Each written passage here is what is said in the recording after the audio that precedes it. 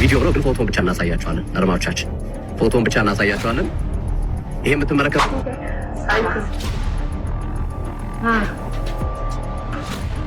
ከንፈር ለከንፈር ይሳሳማሉ።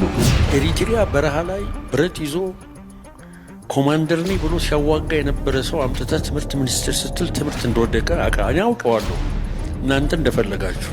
እድሜያችን መጫወቻ አይደለም። ድንገት ከሰማ የተማሪዎችንም ቅሬታ ከተቀበለ ይህ ቪዲዮ ለሚመለከተው አካል እንዲደርስ ኮፒ ሊንክና ሪፖስት በተቻላችሁ አቅም አድርጉ። እኛ የላቦራቶሪ አይጥ አይደለንም።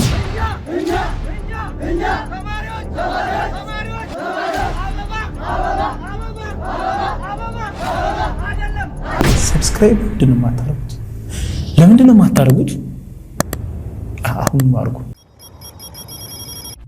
ኢትዮጵያ ውስጥ በሚገኙ የሴቶች እግር ኳስ ተጫዋቾች ዘንድ የተጋለጠውን ኢንፎርሜሽን እንግዲህ ያጋልጡልና ያወጡልን ጋዜጠኞቻችን እጅግ በጣም አድርገን ነው የምናመሰግነው። ግርምሽንም ሆነ ሶፊንም እጅግ በጣም ነው የምናመሰግነው። በዛም ያገዛቿቸው ሰዎች በጠቅላላ ይሄን መረጃ ከወጣ በኋላ እንግዲህ የደረሱበትን ቦታ አሳውቋል። በቪዲዮ ላሳያችሁ። ትናንት ይፋ አድርገናል። እንግዲህ የሚመለከተው አካልም አድርሰናል።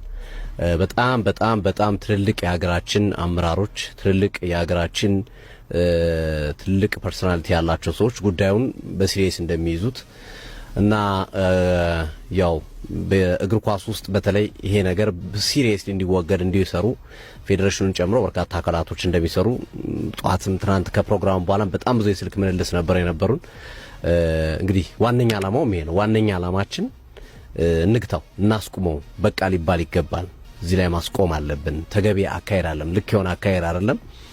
እግር ኳሱ ላይ በህግም በሃይማኖትም በሞራልም በሴትም በባህልም ሁሉም ነገር ያፈነገጠ ስለሆነ በሚል አንስቶ ነው እንግዲህ ብዙ አካላቶች ተቀብለውታል። በእርምጃም መውሰድ እንደሚጀምር አሳውቀውናል። በዚህ አጋጣሚ እናመሰግናቸው እንወዳለን። በጣም ማንጠብቃቸው ትልልቅ ሰዎች ነው የደወሉት። በጣም ትልልቅ ኃላፊነት ላይ ያሉ ሰዎች ጭምር ማለት ነውና ቪዲዮ ነው ግን ፎቶን ብቻ እናሳያቸዋለን። አድማጮቻችን ፎቶን ብቻ እናሳያቸዋለን።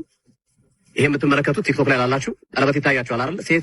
ሴት ተጫዋች ቀለበት ያሰረችላት ራራቲው ላይ በኋላ ላይ እንለቀዋለን ወይ ቴክኒሻኖቻችን የሚያሳዩአችሁ ሆነ ቲክቶክ ላይ ያሳዩአችሁ ነበር። ሴት እግር ኳስ ተጫዋች ለሴት ቀለበት ያሰረችበት ነው። ሰማችሁት አይደለ? ሀበሾች ቆይ ስለማይገባችሁ በዚህ ላስረዳችሁ። በምታውቋቸው ሰዎች እቺ ሳምኬር የምትባል ቆሻሻ የቸልሲ የሴቶች ቡድን ውስጥ የምትጫወት አጥቂታ ታቋታላችሁ አይደለ? እቺ ደግሞ ሚስቱ ናት። ሴት ናቸው ግን በቃ ባልና ሚስት ነው የሚባባሉት። ልክ እንደዛ የኢትዮጵያ ፕሪሚየር ሊግ ላይ ቀለበት እየተጋቡ ነው እርስ በርስ ሴቶችና ሴቶች። አረ ሰዓሊ ነነለክ በዚህ ልክ ግን በክትሏል እንዴ? በይቅርታ ይታለፍ ምናምን ይላሉ። ደግሞ ጭንቅላታቸው አያስብም እንዴ? አረ ቆሻሻ መሆን እንዴ! እስቲ ሀሳባችሁ ኮሜንት ላይ ንገሩኝ። እኔ በግልጽ ባገኛችሁ ምን እንደማድረግ ልንገራችሁ ማለት ነው። ሴት ወንድ፣ ይሄ ጀንደር ኢኳሊቲ እዚህ ጋር አይሰራም። አንድ ላይ የሆነ ትቦ እስከትቼ መለኮስ ነበረ፣ እለኩሳቸው ነበር። ከንፈር ለከንፈር ይሳሳማሉ።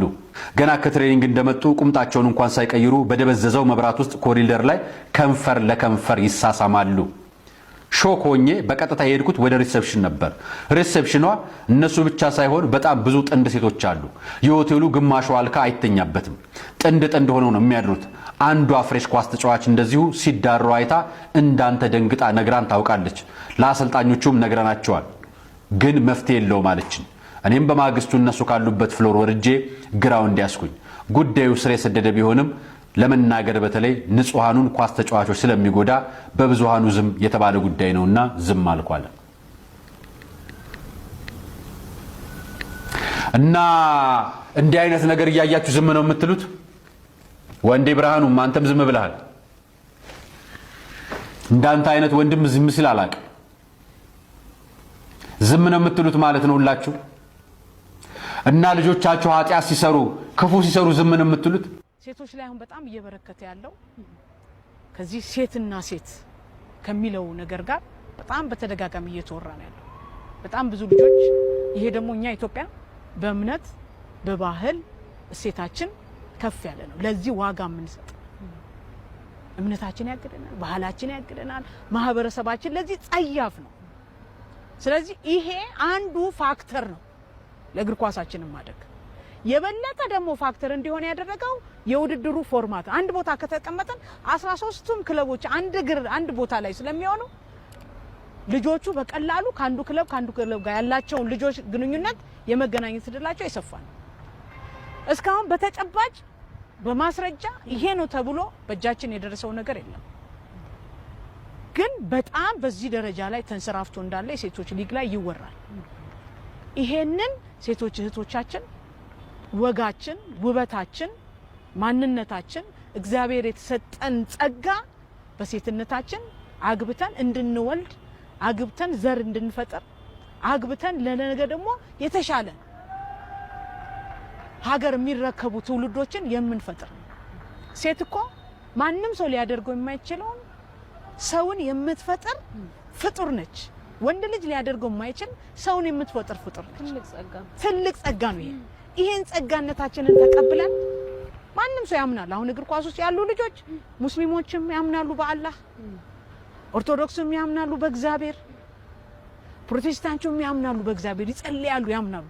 ይህ ያመነ የሚያምኑትን አምላክ የሚተማመኑበትን አምላክ የሚፈልጉትን እንዲረዳቸው የሚያደርጋቸው እንዲጠብቃቸው የሚፈልጉትን ነገሮች የሚያደርግላቸውን የሚያምኑበትን አምላክ እሱ የሚለውን ደግሞ ማድረግና መሆን መገዛት መኖር ያስፈልጋል ብዬ ነው ማለት። ኤሪትሪያ በረሃ ላይ ብረት ይዞ ኮማንደር ነኝ ብሎ ሲያዋጋ የነበረ ሰው አምጥተህ ትምህርት ሚኒስቴር ስትል ትምህርት እንደወደቀ እኔ አውቀዋለሁ።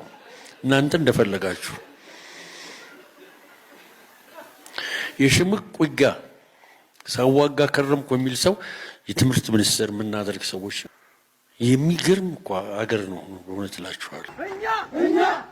እኛ ተማሪዎች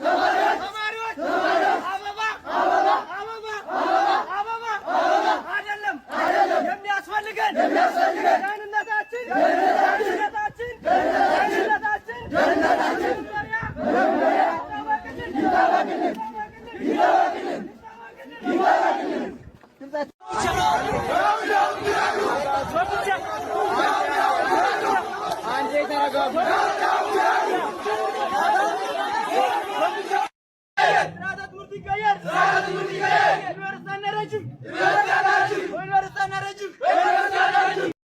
ስምንት ዓመት ነው።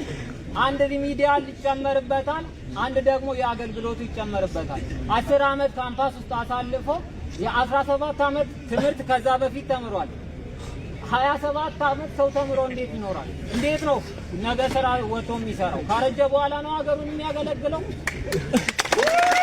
እድሜያችን መጫወቻ አይደለም። ድንገት ከሰማ የተማሪዎችንም ቅሬታ ከተቀበለ ይህ ቪዲዮ ለሚመለከተው አካል እንዲደርስ ኮፒ ሊንክና ሪፖስት በተቻላችሁ አቅም አድርጉ። እኛ የላቦራቶሪ አይጥ አይደለንም። እያንዳንዱ ነገር እየመጣ እኛ ላይ የሚሞከረው በመጀመሪያ 1 ዓመት ቀልድ አይደለም። አስተማሪ ለመሆን አንደኛ ፍላጎት ይጠይቃል፣ ሁለተኛ ደግሞ ልምድ ይጠይቃል። እኛ ተማሪዎች ግን ሁለቱም የለንም። ሰው ተመርቆ 1 ዓመት የሥራ ልምድ በሚይዝበት ሰዓት እኛ ግን እዚሁ ግቢ ውስጥ እንድንሆን ይደረጋል። አንደኛ ተማሪዎች ሳይስማሙበት አንድ አካል ብቻ ተስማምቶ ስላጸደቀው የምንቀበለው ነገር የለም። የተማሪዎች መብትም ሊከበር ይገባል። ወይ የምንማርበት ዓመት ተቀንሶ በማስተማር ውስጥ ይካተትልን ወይም ይሄ ነገር እስከ መጨረሻው አይኑር። ብርሃኑ ነጋ ኧረ ምን አጠፋን? ዶክተር ብርሃኑ ነጋ እኛ የት እንሂድ? በቃ ተማሪ የሚባል የት ይድል? ዶክተር ብርሃኑ ነጋ 1 ዓመት ደግሞ ጨመርክብን። ተማሪ ደግሞ አስተምሩ ደግሞ አልከን፣ መምህር ደግሞ ሆኖ አልከን። ከዛ በፊት ደግሞ እንደወጣችሁ እንደተመረቃችሁ ደግሞ መከላከያ ሰራዊት 1 ዓመት ታገለግላላችኋል። ከዛም እሺ ይሄን ደግሞ ብለን ስንቀበል ደግሞ ከየዲፓርትመንቱ 1 ዓመት ጨመርክ። እኛ ተመርቀን ሳንወጣ እናርጅ እንዴ? ተመርቀን ስንወጣኛ ጥሮታ እንብላ እንዴ? አረ እድሜያችንን በላው። ዶክተር ብርሃኑ ነጋ እድሜያችን እኮ አለቀ። በትምህርት መቼ ነው የምንሰራ? ቆይ መቼ ነው የምንሰራ? ዶክተር ብርሃኑ ነጋ በቃ አፉ በለን። በቀንም በማታም በህልማችንም እየመጣ በጣም እያስቸገርከን ነው። በቃ አፉ በለን ታረቀን። በቃ በኢትዮጵያ ውስጥ በሚገኙ በተለያዩ ዩኒቨርሲቲ ውስጥ የሚማሩ ተማሪዎች እንግዲህ ተቃውሞ እያቀረቡ ይገኛሉ በአሁኑ ወቅት በትምህርት ሚኒስቴር ላይ ማለት ነው። እነዚህን ተማሪዎች ትምህርት ሚኒስቴር ላይ ተቃውሞ እያቀረቡበት ያሉበት 2 ሀሳቦች አሉ። የመጀመሪያው ሀሳብ እንግዲህ ከሰሞኑ የትምህርት ሚኒስቴር የሆኑት ፕሮፌሰር ብርሃኑ ነጋ ያቀረቡት አንድ ሀሳብ አለ። ተማሪዎች በዩኒቨርሲቲ በሚማሩበት ወቅት 3ኛ ዓመት ላይ ሲደርሱ በተጨማሪነት 1 ዓመት ተጨምሮ ወደ ማህበረሰቡ በመሄድ ያስተማራቸው ማህበረሰብ ጋር በመድረስ በአስተማሪነት ማህበረሰቡን ያስተምራሉ የሚል ሀሳብ እንግዲህ የትምህርት ሚኒስቴር የሆኑት ብርሃኑ ነጋ ባቀረቡት መሰረት ነው። በነገራችን ላይ እነዚህ ዩኒቨርሲቲ ተማሪዎች ትምህርት ሚኒስቴር እያደረገው ባለው ለውጥ እንግዲህ ተፈትነውና አልፈው የገቡ ተማሪዎች ናቸው። ስለዚህ ለትምህርት ሚኒስቴር የሚያነሱት ጥያቄ ሊሰማ ይገባል ብዬ አስባለሁ። የእነሱም ጥያቄ እንግዲህ የምንማርበት ዓመት አንድ ዲግሪ ለማግኘት የምንማርበት ዓመት እጅግ በጣም በዝቷል። ይህ በመጨመሩ ምክንያት በተለይ ደግሞ ሪሚዲያል ወስደው ለሚገቡ ተማሪዎች እስከ 6 ዓመት ነው ከ5 ዓመት እስከ 6 ዓመት ነው የሆነብን አንድ ዲግሪ ለማግኘት የሚል ጥያቄ አቅርበዋል። ሁለተኛው ጥያቄ ደግሞ እኛ የማስተማር ችሎታ የለንም፣ ማስተማሪነት ችሎታንና ልምድን የሚጠይቅ ነገር ነው፣ መማርን የሚጠይቅ ነገር ነው። በዚህ ዘርፍ ልንማር ይገባል፣ በዚህ ዘርፍ የተማሩ ሰዎች ብቻ ነው ሊያስተምሩ የሚገባው የሚል ጥያቄ ነው። በነገራችን ላይ ይህ ሀሳብ በሚኒስትሮች ምክር ቤትም ሆነ በፓርላማው ቀርቦ ገና አልጸደቀም። የትምህርት ሚኒስቴር የሚሆኑት ፕሮፌሰር ብርሃኑ ነጋ በተለያዩ ዩኒቨርሲቲዎችም ሆነ እንግዲህ በድሮ ዘመን ማለትም በወጣትነት ዘመናቸው ዩኒቨርሲቲ ባሉበት ወቅት እንግዲህ እሳቸው ይህንን እድል አግኝተው ነበር። ማለትም በዩኒቨርሲቲ ተማሪነታቸው ወቅት ሄደው አስተምረው ነበር ማህበረሰቡ። ስለዚህ እሳቸው ልምድ አላቸው፣ እነዚህ ተማሪዎች ደግሞ ልምድ የላቸውም። ትምህርት ሚኒስቴር እዚህ ላይ ሞር ኤክስፕላኔሽን ሊያደርግላቸው ይገባል ብዬ አስባለሁ። ቀደም እንዳልኩት ትምህርት ሚኒስቴር እያመጣና እየቀየረ ባለው የትምህርት ሲስተም ውስጥ እንግዲህ እያለፉ የመጡ ተማሪዎች ናቸው። ስለዚህ እነዚህ ተማሪዎች የተመረጡ ተማሪዎች ናቸው፣ የተፈተኑ ተማሪዎች ናቸው። እንደዚህ ጥያቄ መጠየቃቸውንም ደግሞ አፕሪሺየት አደርጋለሁ። ኦፍ ኮርስ ያው ግን በሰላማዊ መንገድ መሆን አለበት። ትምህርት ሚኒስቴር ደግሞ ላነሳቸው ጥያቄዎች እንግዲህ ግልጽ የሆነ ማብራሪያና መልስ ሊሰጣቸው ይገባል ብዬ አስባለሁ። ንግግሯን እንስማና ተመልሰን እንምጣ። ተጫዋቾችም አሉ። እኔ በግልጽ አጋልጣለሁ። የተናገርኳት ልጅ ደግሞ አለች። ስለዚህ በግልጽ አጋልጣለሁ። እምቢ ካላችሁ አሁን አይደለም እዚህ ስለወጣው ሳይሆን ሀገር ቤትም ሆኜ ስንቶቻችሁን የተናገርኩኝ ልጆች አላችሁ።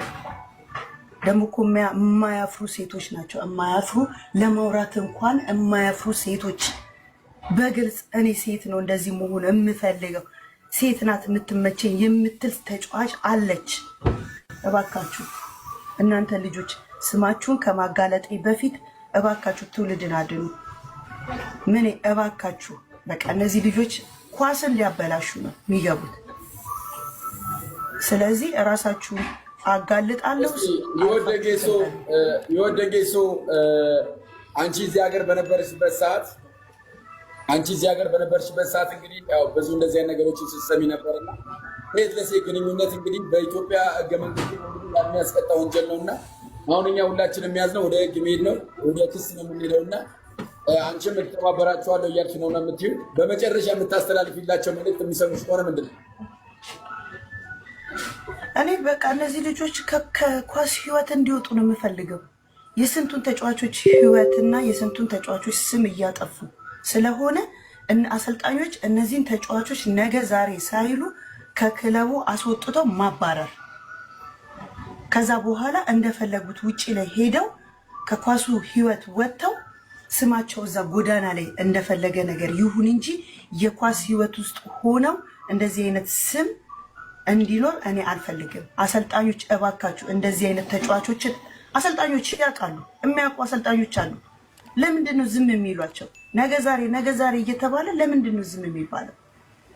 ስለዚህ እነዚህ ተጫዋቾችን እያንዳንዱን አስወጥታችሁ ከኳስ ህይወት አባርሩ ነው የምለው እኔ። ኤክስኪውዝ የሚያስፈልግ ነገር አይደለም። ስለዚህ አስወጥተው ማባረር። እንደዚህ ካልሆነ ማንም ነገም ሌላ ተጫዋች ተነስታ እንደዚህ አይነት ነገር ታደርጋለች። ይሄኛው እርምጃ ግን ሲደረግ አንዷ ተጫዋች ከዚህ አይነት ነገር ትቆጠባለች። ስለዚህ ማባረር ነው። እኔ በቃ ትክክለኛው ትልቁ ነገር ማባረር። እሺ ይውዬ፣ ያው እንግዲህ ስራ ላይ ነው ያለሽው። በጣም ደስ ይላል። ምክንያቱም ማንም እንደዚህ ደፍሮ የወጣ የለም። ህይወት እንግዲህ በረጅም ዓመት የኢትዮጵያ በዚህ ላይ ደግሞ የሐዋሳ ከነማ ነዋሪዎች በጣም ደስ የሚሉት ነገር ከኔ ጋርም እያወሩ ነው የሚገኙት። መደበቂያቸው የሐዋሳ ህዝብ ብዙ ጊዜ ስለማይጠነጥናቸው ነው። አሁን ግን የሐዋሳ ህዝብ ከጫፍ እስከ ጫፍ ነጥቆባቸዋል። መቀመጫቸውን ሐዋሳ ላይ እንደማያደርጉ ተስፋ እናደርጋለን። አካባቢ ስለሚቀይሩ ይህንስ እንዴት ታየዋለች? ለምሳሌ አንቺ በነበርሽበት ንግድ ባንክ ተጫውተሻል፣ ብሔራዊ ቡድን ተጫውተሻል። እርስ በርስ እንግዲህ በጣም በዚህ ነገር ላይ እንግዲህ ተንሰራፍቷል። አሁን ደግሞ አይን አፍጥጦ መጥቷልና የምትጨምሪው ነገር ምንድን ነው? እንዳልኩት ነው። በቃ ወንድ መደበቂያቸው ትዳር ኑሯቸው ልጅ ኑሯቸው መደበቂያ ያደረጉ ስንት እህቶቻችን አሉ። አንድ እነዛ ናቸው። እኔ ከምንም ተነስቼ አይደለም፣ እውነትህን ነው። እታችኛው ሊግ ላይ ከላይኛው ሊግ ላይ የሚያበላሹ ተጫዋቾች አሉ። አዎ አሉ። ለምን እንደሆነ ታውቃለህ? ምንም አያውቁም። እነዚህ ተጫዋቾች ገና ታዳጊ ናቸው። ወደ ላይኛው ክለብ ማደጋቸው ነው። እና እነዚህ ልጆች ደግሞ ምንድነው በቃ ነገ አድጌ እንደ እከሌ መጫወት እፈልጋለሁ የሚሉ ስንት ተጫዋቾች አሉ። ትንንሾቹ ገባክ? እኔም ብዬ ስለነበረ እኔ ገና አዲስ አበባ የገባው ሰዓት ላይ ማለት ነው። ምን ይሄን ደግሞ ስም ግለጭ ካልከኝ በውስጥ መስመር እገልጽልሃለሁ፣ እነግርሃለሁ። እዚህ ጋር ካልከኝ ደግሞ ነገ ተነገ ወዲያ ስትገባ ላይ ብለ እገልጻለሁ። አላርፍ ካሉ አሁን የደረሰብኝ ነገር ስላለ ገና ሴንትራል ሀብዬ ስመጣ የደረሰብኝ ነገር ነበረ። ገና ምንም አታውቅም ከክፍለ ሀገር ነው የመጣችው ምናምን በሚል ማለት ነው። የሀገር ደብዳቤ ተጽፎ ተሰጥቶኛል። የሀገር ደብዳቤ ከዛ ምንም አላልኩም፣ ለማንም አልተናገርኩም። ይሄን ደብዳቤ ይዤ ክለቡ ላይ ለማውቃቸው ልጆች ነገርኳቸው። ክለቡ ላይ ለማውቃቸው ልጆች ስነግራቸው እቺ ተጫዋች ለዛችኛውም ተጫዋች እንደዚህ አይነት ሜሴጅ እንደላከች ማለት ነው። አሁን ከኳስ ህይወት አይ ቲንክ ወጣለች፣ ታችኛው ዲቪዚዮን ላይ ትሆን አዶን ነው። እና እንደዚህ አይነት ነገር አለ። ገና የሚመጡ ልጆች ላይ እንትን የሚሉ ልጆች አሉ፣ በቃ ያችን ተጫዋች ማበላሸት የሚፈልጉ ደንገሶ ወይዬ ብዙ ጊዜ እነዚህ አሁን የኢትዮጵያ ብሔራዊ ቡድን እንግዲህ እንደዚሁም ደግሞ ከ17 ዓመት በታች በጣም በርካታ አቅም ያላቸው ኳስ ተጫዋቾች እየወጡ ነው። ቆንጆ ኳስ ተጫዋቾች እየወጡ ነው፣ በችሎታም በመልክም። እነዚህን እያጠመዱ ዋናው ብሔራዊ ቡድን ላይ የሚጫወቱ አንጋፋቹ ሲኒየር የምንላቸው በዚህ ላይ ደግሞ ፍቅረኛ ያላቸው እያሉ በፍቅረኛ ስም ሴት ህፃናቶችን እያጠመዱ ነው የሚገኙት እና በአሁኑ ሰዓትም 4 ታዳጊ ህፃናቶችን አግኝተናል፣ አምረውልናል። ለእነሱም ክብር፣ ለቤተሰቦቻቸውም ክብር ስንል እነዚህ ልጆች ከእንደዚህ አይነት ነገር ለመውጣት ፈቃደኛ ናቸው። መጠየቅ ያለባቸው ነገሮች ናቸው ነው ያምንራችስ። እኔም እንደዛ ነኝ። እኔም እንደዛ ባይ ነኝ። በቃ ትልቁ ነገር ነው እዛ ጋር ተጠያቂ የሆነው ይጠይቅበት። ስለዚህ እኔም አሁን ምለው ነገር ምን አለ እያንዳንዳችሁ ጋዜጠኞችም ሆናችሁ እንደምን ያህል ፔጅ ከፍታችሁ እንደዚህ የምትሉ ስለ ሴት አስባችሁ የምትሰሩ ሰዎች እባካችሁ መረጃችሁን በውስጥና በቀጥታ አውሩ እንጂ ለአሰልጣኞች ለቡድን መሪ ማናችሁም ሰዎች መረጃ አትስጡ እባካችሁ። እኔ ስለማቅ ነው፣ አትስጡ። ዞሮ እዛ ጋር ምን እንደሚያደርጉ ታውቃለህ ወይ? ለአንዷ ተጫዋች ለካፒቴኗ ይነግራል። ካፒቴኗ ሄዳ ትነግራታለች። ካፒቴኗ ገንዘብ ትቀባበላታለች። ያቺ ስንቶቻቸው ናቸው ገንዘብ እየተቀባበሏቸው ይሄን ስማቸውን ለማደስ ሲፈልጉ? የስንት ሰው ገንዘብ የተበላ ሰው አለ። እዚህ ጋር ወጥተው ደፍረው እንደዚህ ስለማያወሩ ነው እንጂ ደፍራችሁ አውሩ። ምንም አይመጣባችሁ። ብትወጡ ከኳስ ህይወት ነው የምትወጡት። እናትና አባቶቻችሁ አላባረሯችሁም። እናትና አባቶቻችሁ ቁጭ ብለው እናንተን መርዳት የሚችሉ ስንት እናትና አባት እህቶች አላችሁ። ከኳስ ህይወት ነው። ስማችሁን አድሱ። ስማችሁ ጠፍቶ ኳስ መጫወት ማለት ሞት ማለት ነው። ነገ ስቴዲየም ገብተሽ ስትጫወቺ 80,000 ህዝብ እዛ ጋር ቆሞ ሲሰርብሽ ለአንቺ ውርደት ነው። ስለዚህ እባካችሁ ስማችሁን አድሱ። ሜዳ ገብታችሁ እኔም በሆን አደርጓለሁ። እኔም በሆን አሁን እያየሁኝ እንደዚህ ሲጫወት እኮ ሳይ እሺ ቆሻሻ አላለሁ። ከባክ ለምን እንደው ተቀል አሳልፌበታለሁ፣ አቃታለሁ። ለማንም እነግራለሁ። እቺ እኮ እንዲህ ናት የምልበት እኮ አለ። ጓደኞቼ እንዲህ ኳስ እያየሁኝ የብሔራዊ ቡድን ምንም ሳይ ፌስቡክ ፔጅን ስከፍት እንደዚህ ሳይ እቺ እኮ ከሌ እንዲህ ናት እኮ እላለሁ፣ እዚህ ላሉት ጓደኞቼ ማለት ነው። ነገ እኔ እዚህ ሆኜ ያልኩት ልጅ እዛ አጠገብሽ ሆኖ ደግሞ ማይልበት ምንም ምክንያት የለም። ዛሬ እንዲያጨበጨበልሽ ነገ እንደ ዘነዘና እንዲወቅጥሻል። እያንዳንድሽ ይወቅጥሻል። የማንንም ስም አበላሽታችሁ አትቀሩም። የኛም ስም ጠፍቷል፣ የእናንተም ስም ጠፍቷል። አንድ ላይ ተያይዘን ያለቅ ነው ሴት ኳስ ተጫዋቾች ተብለን ማለት ነው። ምክንያቱም እኔ አሁን ከኳስ ህይወት ብርቅም ስሜ አንድ ላይ ነው የሚነሳው። ስለዚህ እያንዳንዳችሁ ዛሬ ያጨበጨበላችሁ ነገ ይወቅጣችኋል። ስለዚህ እኔም ወቅጣችኋለሁ ገብቼ ማለት ነው። የማንንም ስም አታበላሹ። ትዳር ኑሯችሁ ትዳሮቻችሁን ጠብቁ። እዛ ጋር የሚያፈቅራችሁ ወንድ እኔ የተደወለብኝ ስልክ አለ እከሌ እንዲናት እንዲያረ ንገሪኝ ሲል የማውቀው ነገር የለም። መጀመሪያ አንተ ያልተቆጣጠር ከኔ ያልቆጣጠር ትልቁ የመጨረሻ ንግግሬ እኔ ይሄ ነው። ፌዴሬሽኑ ይሄንን ነገር በቃ የለም እዚህ ሀገር እንኳን ኮሮና የለም ተብሎ ካምፕ ላይ እንደዚህ እንትን አይሏቸውም። ስለዚህ ኮሮና የለም አስወጥታችሁ በትኗቸውና በየቤታቸው ተሰብስበው ውድድሩ አዲስ አበባ ላይ ይደረግ። ይሄ ካምፕ የሚሉት ነገር ነው። ስንት ተጫዋቾች ህይወታቸው የተበላሸው፣ ስንት ተጫዋቾች የማያውቁት እንደዚህ አይነት ነገር ውስጥ ያስገቧቸው ስንት ተጫዋቾች ናቸው። ስለዚህ ካምፕን በትኑት። እኔ በቃ የመጨረሻ ንግግር መሮኝ ነው የምናገረው። ስሰማው ምንም ስል ሳይም እዚህ ሆኜ ምንም አያገባኝም ማለት እችላለሁ፣ ግን አሳልፌበታለሁ፣ ወጥቼበታለሁ። ስለዚህ ይሄንን ነገር አስወጡ፣ ከካምፕ አባሩና እቤታችሁ ይቀመጡ። ብቻችሁ የት እንዳሉ እዩ። ስለ እናንተ ጸሎት እያደረጉ ስለ እናንተ እየተጨነቁ፣ እናንተ ግን እዚህ ጋር ልጅ አግብታ ልጅ ወልዳ አይን ታሳየኛለች ሲባል እናንተ ግን እዚህ ጋር ቆማችሁ ከሴም ጋር እያንዳንዳችሁ ታውቃታላችሁ። እያንዳንዱ ይሰማል። ከገዛ ጓደኞቻቸው ጋር የሚተማሙ ሰዎች አሉ። እማውቀው ኤልፓ ቤት ሆኜ ያሳለፍኩት ላይፍ አለ።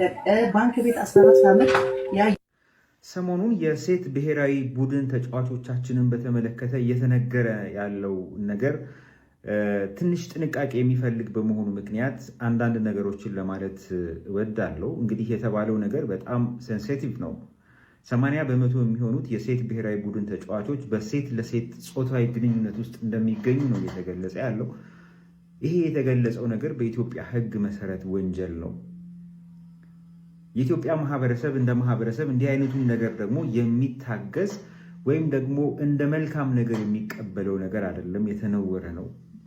ስለዚህ እንደዚህ አይነት ነገር በምንናገርበት ጊዜ ከፍተኛ ጥንቃቄ ማድረግን ይጠይቃል። ከጠቅላላ ነገሮች ልነሳና ወደ ጠባብ ወይም ጉዳዩ ወደ ተደረገባቸው ወይም ንግግር ወደ ተደረገበት አውድ እመጣለሁ።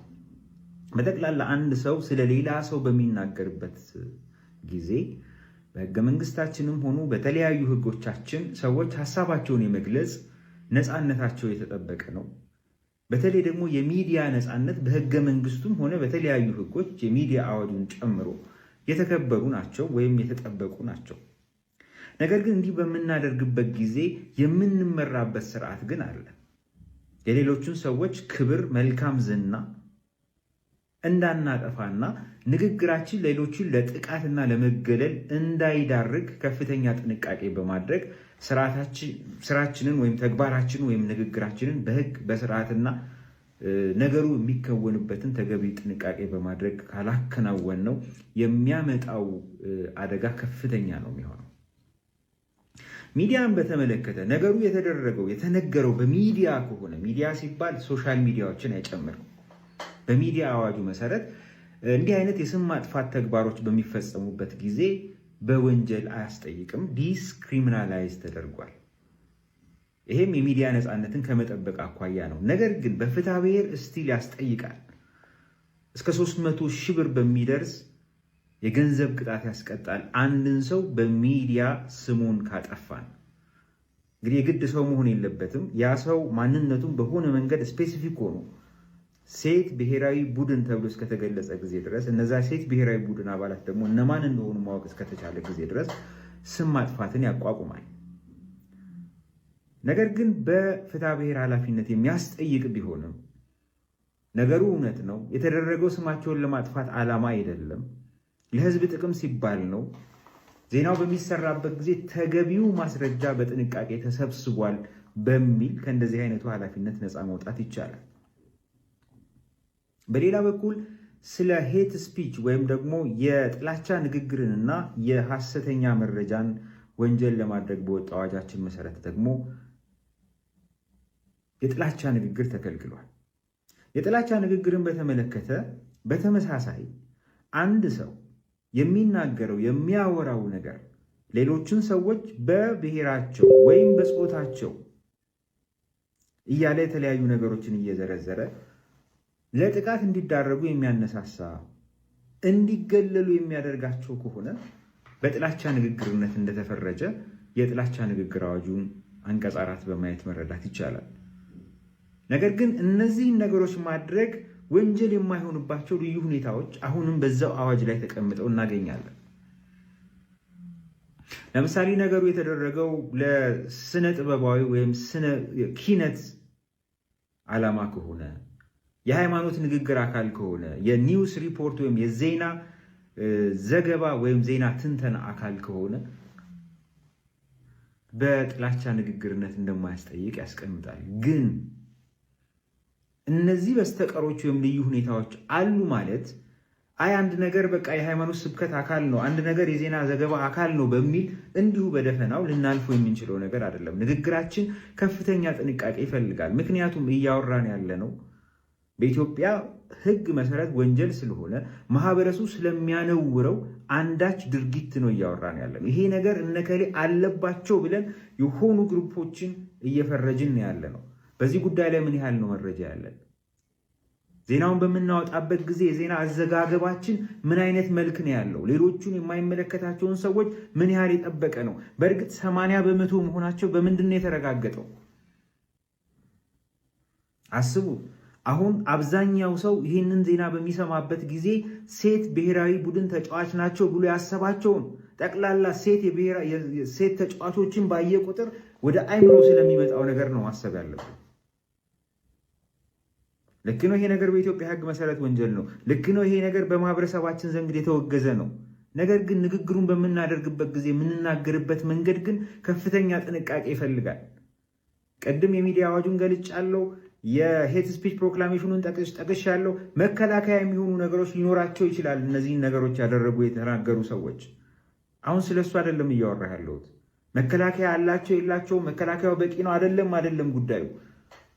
ነገር ግን ለህዝብ ጥቅም ብለን ስናደርገው፣ ነገሮች እንዲለወጡ ብለን ስናደርገው የምናደርግበት መንገድ ግን የበለጠ አደገኛ እንዳይሆን ሴቶቹን ለተወሰነ ጊዜ ለማየት ሞክሬያለሁ። እድል አጋጥሞኝ ነበር። ሴት ተጫዋቾች መጥተው የሚጫወቱበት አካባቢ ሰዎች ሲባባሉ የሚባሉትን ነገር እየሰማው ነበር። ይህንን ነገር ሴቶቹ ሲሰሙ ምን ያህል ሞራላቸው ሊጎዳ እንደሚችል፣ ምን ያህል ከማደግ ይልቅ የበለጠ አደገኛ እንትን ውስጥ እንዲገቡ እንደሚያደርጋቸው ተረድቻለሁ። ይሄ ነገር በእርግጥም ካለ ተገቢ ማስረጃ ካለ ይህንን ማስረጃ ለሚመለከተው አካል ሰጥቶ ተገቢው ሕጋዊ እርምጃ እንዲወሰድ በማድረግ ወይም ደግሞ በትክክል ጥፋቱን የፈጸሙ ሰዎች ብቻ ተለይተው በጉዳዩ ኃላፊነት እንዲወስዱ ማድረግ እየተቻለ በደፈናው በደምሳሳው 80% የሚሆኑት የብሔራዊ ቡድን የሴት ብሔራዊ ቡድን አባላት እንዲህ አይነት ነገር አለባቸው የሚለው ንግግር ተገቢ አገላለጽ መስሎ አይሰማኝም። ስለዚህ የዜና ሪፖርት ሊሆን ይችላል የምንሰራው፣ ሃይማኖታዊ ስብከት ሊሆን ይችላል የምናደርገው፣ ኪነ ጥበባዊ ነገር ሊሆን ይችላል የምናደርገው። ግን ስናደርገው ያደረግንበት መንገድ ምንድን ነው? ምንድን ነው የሚያነሳሳው? ምንድን ነው የሚገልጸው? የሚለው ነገር መሰረታዊ ነገር ይመስለኛል።